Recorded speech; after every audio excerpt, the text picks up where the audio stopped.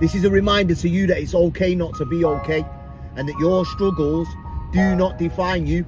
And seeking help and asking people for help doesn't make you weak, it makes you smart, and it makes you stronger and more brave than those people who choose to bottle it all up inside. Remember that healing is a journey and it takes time and effort, so do not rush it and do not give up.